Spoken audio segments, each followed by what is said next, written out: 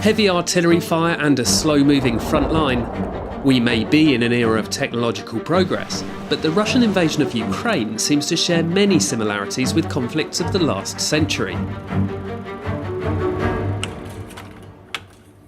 In the West, for the last 30 years, we've been used to fighting against opponents who, in strict military terms, have been greatly inferior in Afghanistan, Iraq, Libya.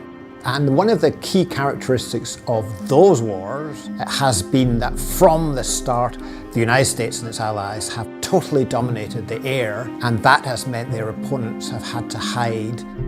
The biggest difference with this conflict, which makes it more like conventional conflicts, is that neither side completely controls the air. And that basically means that forces on the ground can move around without immediately being targeted from the air.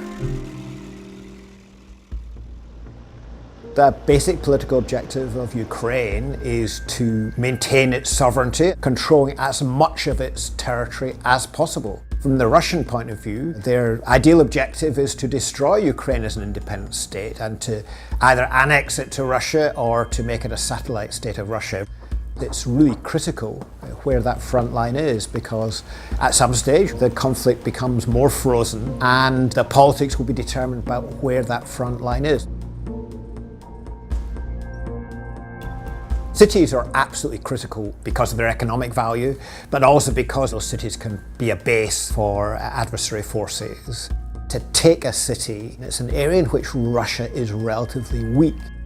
So what Russia has done, did in Mariupol, but is doing in Donbass now, it's emphasizing the area in which it is strongest, which is in artillery. Would say slight artillery activity. I think every major war in recent history has involved artillery on a large scale. Artillery is equipment used to send explosives a long distance from one point to another. You can hide until you fire it, and then the opponent knows where you are. So you need to be able to shoot and scoot very quickly. So a lot of what's happening in the battle right now is that both sides are firing at each other, trying to erode the capability for that artillery to be used again. One of Russia's biggest vulnerabilities is that their artillery systems expend a very large number of shells, and that depends on transporting those shells to the front line in Ukraine without being interdicted by the Ukrainians on the way there. And of course the quality of artillery is improving. The American HIMARS system, which has got a particularly long range and a high degree of accuracy, is making a real difference to Ukrainian capability.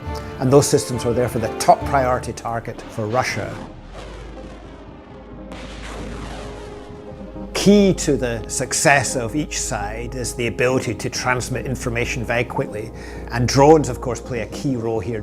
Both sides fear drones flying above them that can quickly transmit their positions back to the opponent.